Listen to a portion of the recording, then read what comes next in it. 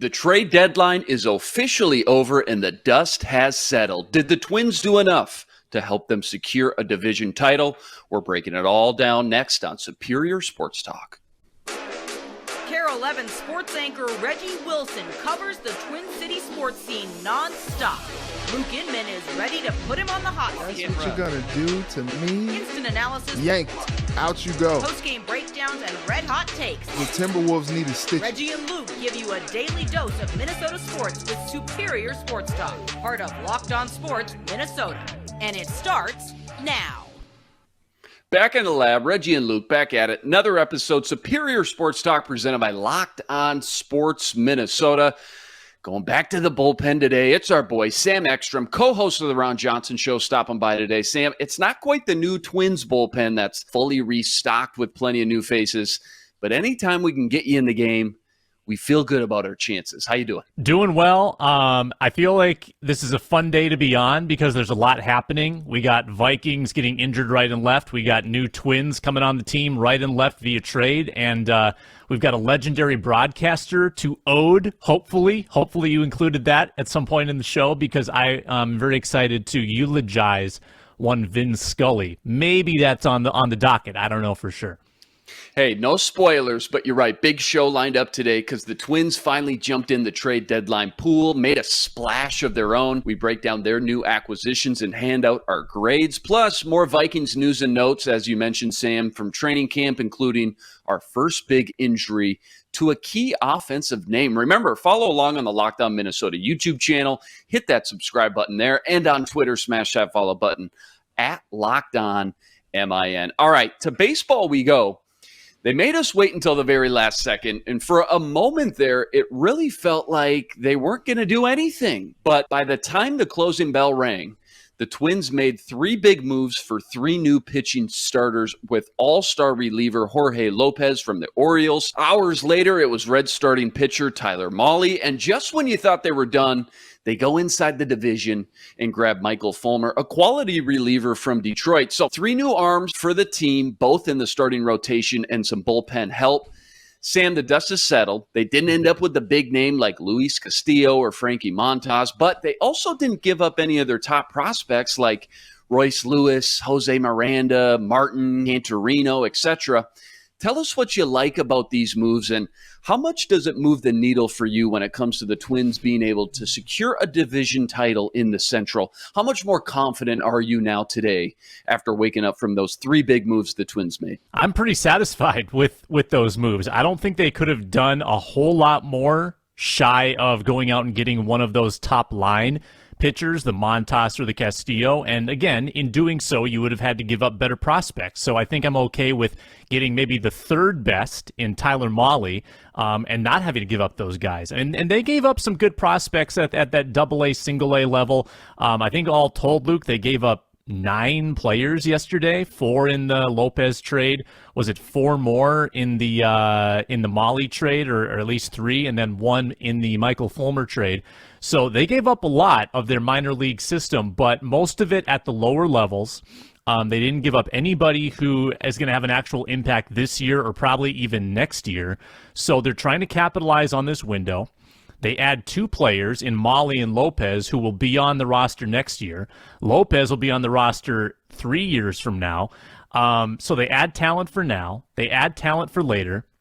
And I feel a whole lot better about the back end of that bullpen. And, of course, the Twins, Luke, would go and demonstrate once more why they made the trades last night with a bullpen collapse in the late innings. Griffin Jax, who's supposed to be the reliable one, he gives up the 3 runs, and the Twins lose to the Tigers. But now, here's the back end of your bullpen. Lopez, Duran, and Fulmer. Maybe move Jax to more of a 6th-inning role. I like the feeling of that a lot more. Now instead of having Tyler Duffy, pitching in the 8th, you can have him in the 5th or 6th. You don't need to see much more of like Trevor McGill or Jarrell Cotton. You can demote or, de-elevate those guys in sort of that bullpen rotation. You just feel a whole lot more secure in the late innings where it seemed like you had one card to play. You had Duran, and you hoped you could get 2 innings from him. And now, if you don't get 2 innings from Duran or if Duran's not available, well, you can still win the ball game. You don't have to sweat it out and bite your fingernails. So I love the way the back end looks now. And you can feel a little more confident in your rotation. Like if you've got a 3-game playoff series and you can go Ryan, Gray, Molly, instead of having to kind of just take a crapshoot at it for that third starter, you feel much better about that as well. So I think this gives the team a lot of security and depth for this stretch run. Yeah, never too late. Put your World Series bet down on the Twins with Bet Online.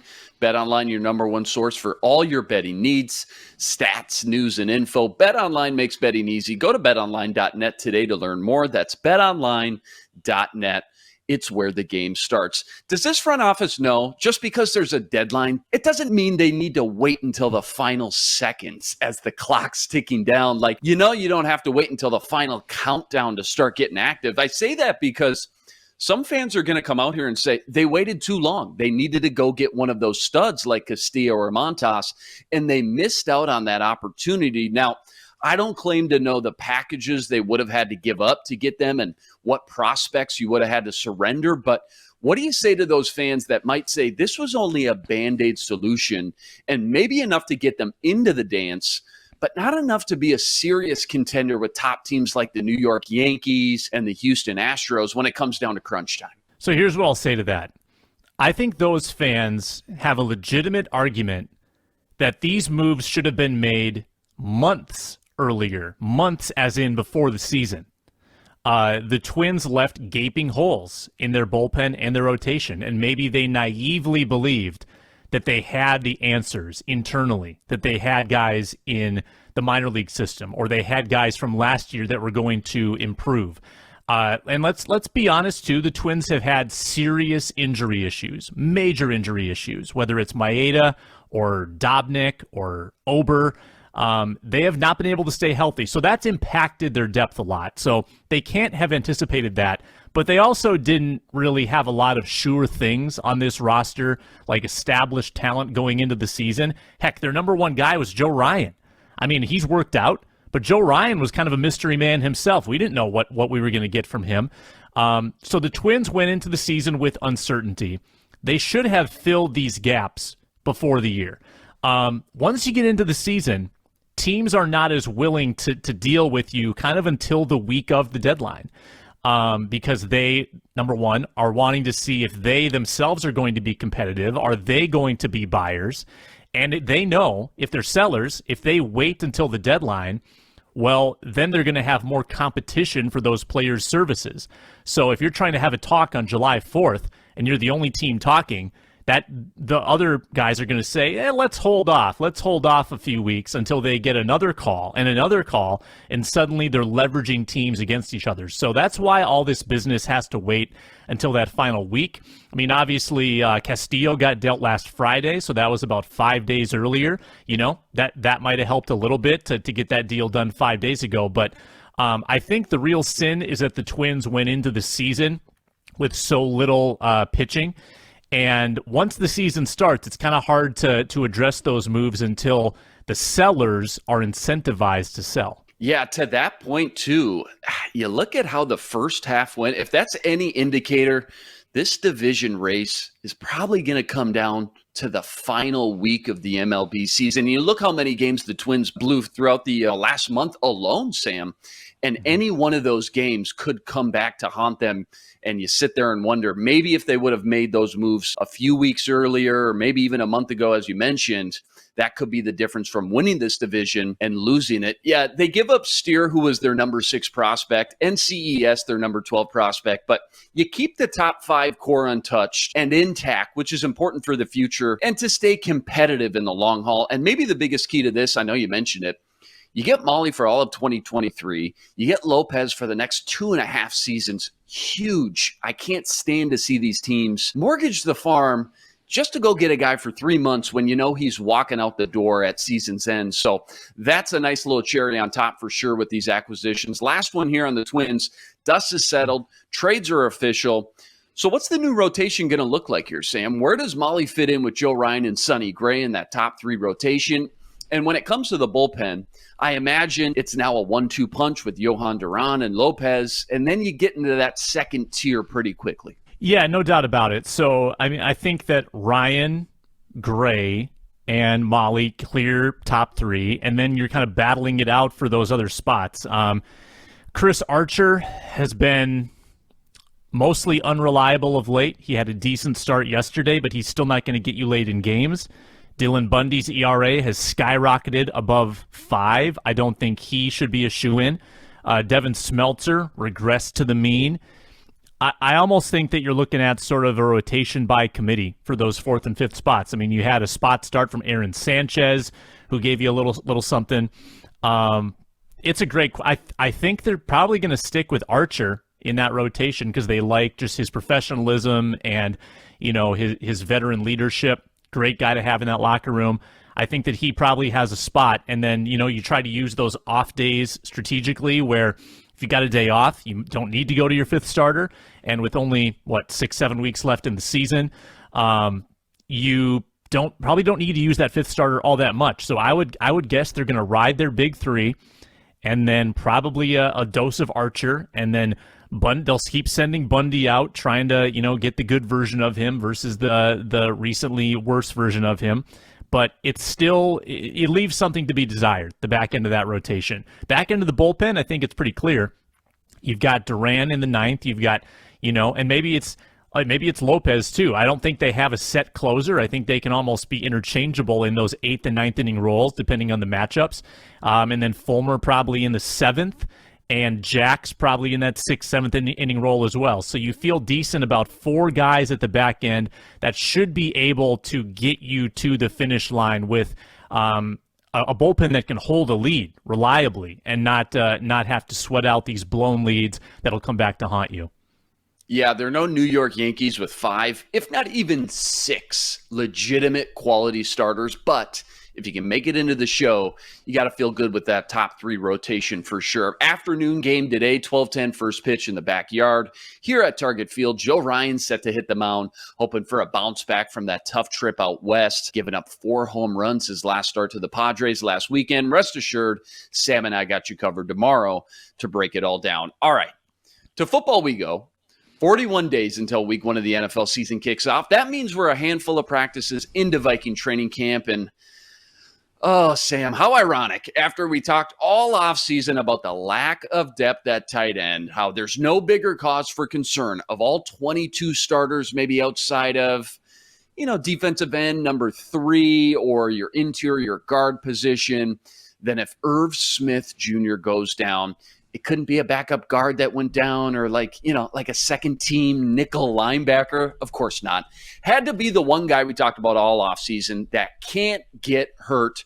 Irv Smith Jr. left practice, finger injury Monday, and it was announced he underwent surgery and will miss all of the preseason, although they are hopeful he can return by week 1 against the Packers at the bank. Dalvin Cook also left practice. I saw you were the first one to report that yesterday at TCO with a finger injury. Worth keeping an eye on that, of course. Sam, thoughts and any news or observations from yesterday's non-padded practice, and I guess the outlook now at these positions where some injuries took place? Get to know the names Johnny Munt and Zach Davidson. I think people were a little bit perturbed last year when they didn't do much to address tight end. And then Smith went down, and then Tyler Conklin was brilliant in relief of him. I mean, kind of in the way of Munt. Conklin only had 32 catches in 3 years going into last year. Ended up with 61 catches and got a massive payday from the Jets. So it worked out last year almost miraculously. I'm not sure you can be as optimistic this year. Johnny Munt has been a blocking tight end for 5 years. He's got 10 career catches. He's never really had that part of his game or part of the game in his skill set. So to assume he's going to be a Conklin, it might be a little naive. Zach Davidson has 0 catches. Nick Muse is a rookie, so he's got 0 catches. So you've got a combined total of 10 catches in your healthy tight ends right now. So that's rough. That's rough. That probably lends itself to a lot of 4 wide receiver sets, spreading the field with your wide receivers, maybe not using as many tight ends. And again, Irv could come back week 1. It could all be okay. But I do worry about Irv's development in this new scheme where he's got to learn a lot. Tight ends have to line up all over the field. They got to have blocking assignments all over the field, and Irv needs to learn that stuff. So to miss almost all of these padded practices, preseason games. I think that's pretty damaging for Irv Smith, and I can't imagine he'll be mentally 100% come week one. So they might still need to lean on those backup tight ends. So I think that's a problem. I'm concerned about it. Dalvin Cook, man, I mean, this isn't a knee, this isn't a hamstring, this isn't an ankle, so this is probably a more benign injury, we hope. But, I mean, you still got to hang on to the football, right? You can't have broken fingers. I don't know if it's broken. I don't know if it's sprained, dislocated, what happened. But, I mean, it was clearly hurting him. He was taken off with a trainer. Trainer was holding his hand delicately like he was, escorting him to the dance floor like at a ball, like holding it, very gingerly. And off they went to the locker room. He got a big wrap on his finger, and he watched the rest of practice. We'll see. We'll see where he's at with that. There's probably ways to play through a finger injury, but it's a guy you got to keep healthy. And it's kind of ironic that on a day where they gave a bunch of vet days, like Harrison Smith, Patrick Peterson, za'darius Smith, I believe. There were 3 guys with vet days yesterday. Couldn't give one to Dalvin Cook, too? I mean, that's a guy who really doesn't need to be out there every single day. Hindsight's 2020, but would have been nice to have him on the sideline, not getting hurt, and have that guy healthy. Especially given the depth, too, that you got there. Madison, Kene Nwangu, I know, is still coming back from a knee injury, but rookie Ty Chandler could have used those reps as well. And, of course, again, ironic, it comes on a non-padded practice. Just can't make it up, Sam. Okay, fantasy football tight end rankings. Kels, Kittle, Waller, Johnny Munt? Right in that 4 to 5 range there, something right like there, that, coming off that KOC's guy, KOC's yeah. Rams guy, right there. Sleeper, Johnny Munt for $1. Lock it up. Yeah, I don't know much, Sam, but I do know this. If they want Irv to return as quickly as possible, they better get him some Built Bars. Built Bar, made with collagen protein, so it's easily digestible, provides tons of health benefits. Eat something that tastes good and is good for you. Go to Built.com, use promo code LOCKED15, and get 15% off your order. Use promo code LOCKED15.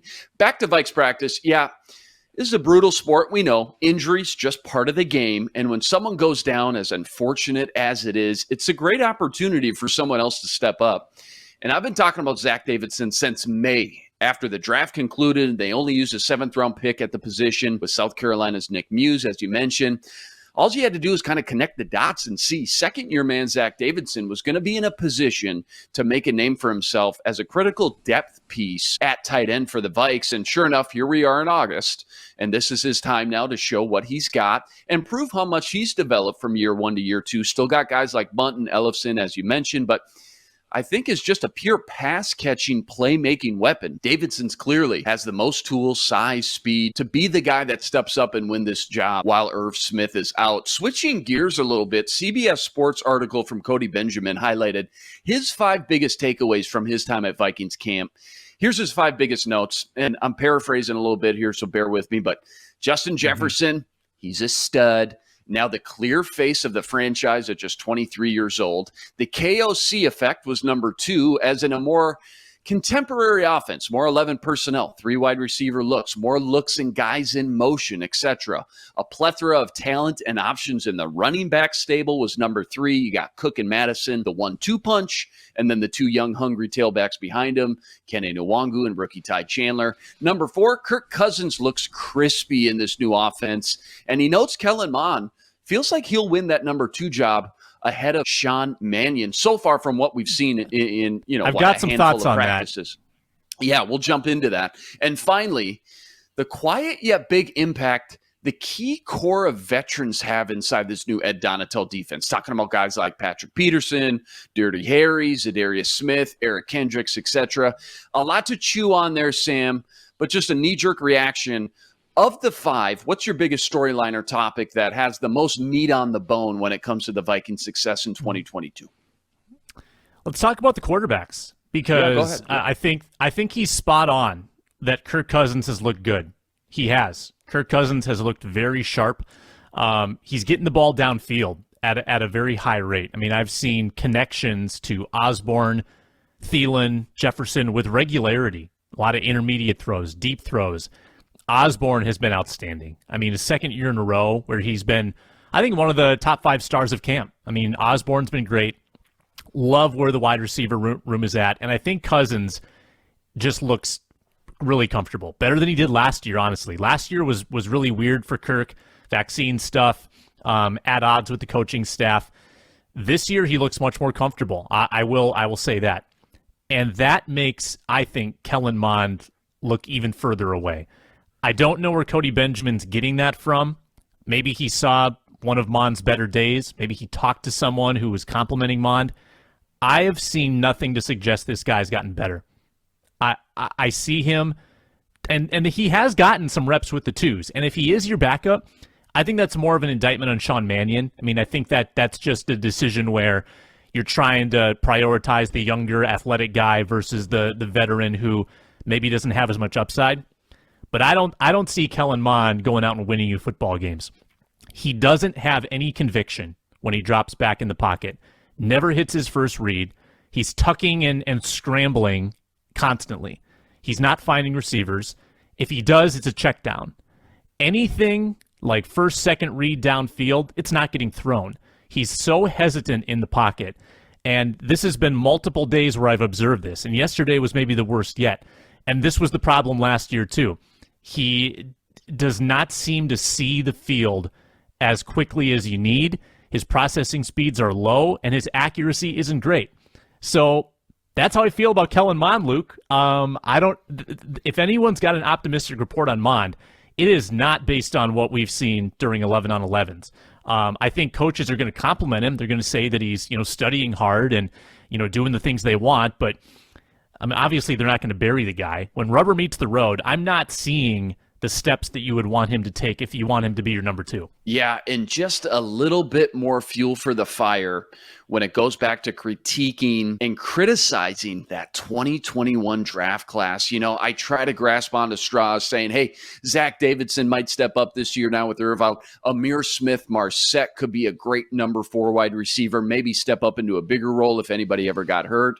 Obviously, you got to hit on your first-round pick. So Christian Darrisaw, just because you hit on your first-round pick doesn't mean you're going to get an A grade. But if you don't hit on your first-round pick, you can't get a good grade. As we get further and further along into camp now, and we're really seeing these pieces start to be put in place, that 2021 class, man, is just an absolute head scratcher. You got a first-round pick, starting left tackle, solid. But then you got 4 third-round picks, Sam, and Kellen Mond, obviously you're speaking to how far away he is. We haven't heard anything from Wyatt Davis. Chaz Surratt, put him on a milk carton. Is that guy even at camp? I haven't heard his name once. I don't know. And from Pittsburgh, the defensive end, I'm blanking his name Patrick now. Jones. Patrick Jones. Patrick Jones, where's he going to fit in this new 3-4 scheme now? Is he a 5 tech with his hand in the dirt? Is he a more stand-up edge guy as a linebacker?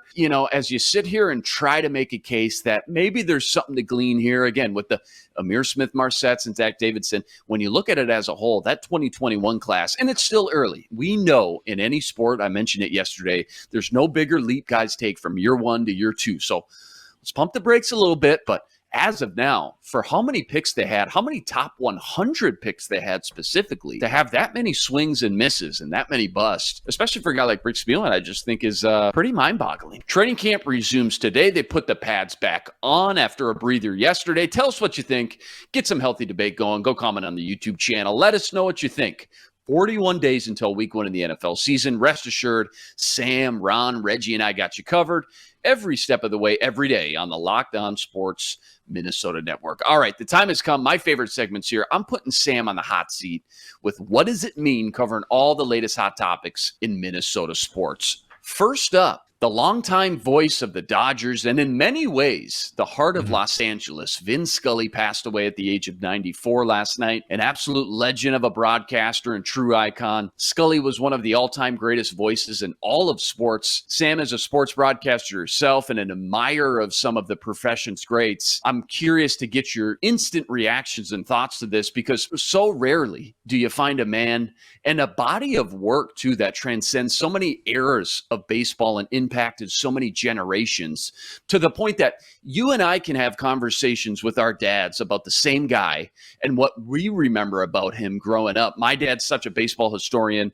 We talk all the time about the show, and I can hear him now barking at the TV saying, "Oh man, Luke, you got to talk about him calling Sandy Koufax's games when they won the 65 World Series and Koufax was named MVP. Called Jackie Robinson's games. Obviously, that's a part of history. One of the greatest calls in baseball history. Game 188 World Series, bottom of the ninth, 2-out, Kirk Gibson versus Dennis Eckersley. Hadn't allowed a home run since August 24th at the time. You know the rest. I, in the same conversation, could say, Dad, I'll never forget his voice watching guys I grew up with like Dodgers greats, Mike Piazza, Eric Karros, Hideo Nomo. It's just a rare moment when one man is able to bring each generation together to talk about just how much he impacted the game of baseball, and an entire city, really, in Los Angeles, transcended what it meant to be a sports broadcaster. Again, I know you're a student of this profession. You have a lot to say, I'm sure. So I'm curious about just your instant thoughts and reaction to the passing of Vin Scully. What does it mean when it comes to where Scully ranks in his field? And what's a moment or call you'll always remember from him? Man, how much time do you have? I mean, this news floored me as much as the news of a 94-year-old passing away can, because it wasn't long ago that Scully was doing interviews. You know, he still was kind of available, and he would go on talk shows and he would talk to newspapers, and as sharp as ever. I mean, this guy was brilliant from 22, I think it was, when he started his career, until, 88, 89, when he hung it up. He didn't really lose a step. I mean, as quick-witted and as sharp from day one till the final day, what longevity. I mean, very few broadcasters can work into their 80s, and you can't detect a drop-off. This guy had a mind like a steel trap, and that's why he was able to recall stories from decades prior and tell them with vivid detail and weave them in to his broadcasts so effortlessly. I loved seeing Scully get on doing a story, and I feel like the baseball gods knew that, okay, you can't finish the at-bat until Scully's story is done, and almost always he would finish the story, and here's the 2-2 pitch, swing, and a miss, strike three. Like, the batter waited to finish the at-bat until Scully got done with the story. Just an unbelievable, versatile broadcaster. Football, golf. Obviously, he's known best for baseball. Consider this too, Luke. People didn't really start collecting Scully audio until like the last 10 years of his career, when YouTube became a thing. There's a lot of good recent Scully stuff. Think about the other 60 years. Obviously, we have footage of some of the big events like Gibson, the catch with Dwight Clark, the 65 Koufax World Series game. But think about all the footage and audio that's been lost to time of Scully. All the stories, all the big moments that he's been a part of that we'll probably never hear. That would, fill up a collection of encyclopedias. That is so much content that he produced in his career. And being professional all the way, not a single scandal, barely a word out of place. I mean, he barely blundered once in his career. You asked about my favorite call. He was behind the mic for the Twins' 91 World Series. A lot of people don't know that. They hear in their mind the Jack Buck TV call or the John Gordon, Herb Carneal radio calls locally, but he was on national radio. So you can go and you can find the Puckett home run, the Gene Larkin walk-off. You can hear the Scully calls of that on YouTube if you want. I loved Scully narrating umpire-manager fights or brawls, because the TV cameras would pick up a lot of language being spewed out, a lot of foul language. And Scully would read the lips of the manager, and he would try to clean it up for the TV audience. And he would substitute his own words to substitute for the F-bombs and the S-words that were being put out there. Just funny, witty, and just just innocent. Like the guy was class personified. So go look up some of the funnier Scully calls. I've been reveling in all the videos that I've seen in my feed today and last night, and I'm sure more will come of some of Scully's biggest hits. So it's a hard day. Like, this is a guy that I obviously admire, look up to, and try to take as much as I can from. I know I went way past my time there, but what a man, what a broadcaster, and he will be greatly, greatly missed. Yeah, anybody who's tried this profession can attest to how difficult it is, and it's almost sickening how easy he made it look and sound when he was in the booth. Absolute legend, arguably the best sports broadcaster. You could make a case all time. Real quick, I know we're wrapping up. How about others in the sports broadcasting field that stand out to you, more from this era or our era growing up? I know you're a huge Joe Buck guy, and I know you take some heat for that once in a while, but you stick to your guns. I respect that. Of course, anytime I bring him up, my dad says, well, if you're going to talk about Joe, you got to talk about his dad, Jack Buck, all-time great Cardinals play-by-play man, inducted into the Baseball Hall of Fame. Is Buck at the top of your list for guys we grew up with and you look up to? Or who else are a few guys that just you feel like are at the top of their game right now or hitting their peak in this profession? You just love to sit down and listen to call a game. Yeah, I mean, if you open Pandora's box and get me talking about why Joe Buck is actually elite and why the criticism is unfounded, I feel like we're going to blow past our time here. I just think that that's a guy that you can take from not only with his approach to broadcasting, and the last 15 years of his career have been astonishingly good. He nails every big moment. He almost never makes mistakes, and he had his missteps along the way. Early when he was trying to figure things out, he was self-conscious about being Jack's son. I think he was still pretty young, and he definitely had to improve over the years. But the guy he is now, the broadcaster he is now, if you judge him for what he is the last decade, really, really professional, incredible broadcaster, doesn't take himself too seriously if you follow him kind of off the mic as well. So I really respect that. But I would say almost on par with Buck right now is Ian Eagle of Turner, CBS. Ian Eagle is the guy I want behind the mic for any big basketball game. More than Mike Breen, more than Kevin Harlan, more than Marv Albert. Ian Eagle is my guy right now. And he does NFL for CBS. He's the number 2 guy with Charles Davis. He's just a masterful craftsman of the industry, and he's not as widely known as some of the number 1 guys because he's often the number 2, kind of the second banana at a lot of the networks. But Ian Eagle and his son Noah Eagle is actually coming up the ranks as well. He's the Clippers radio announcer. So the Eagles are landing and taking over in broadcasting.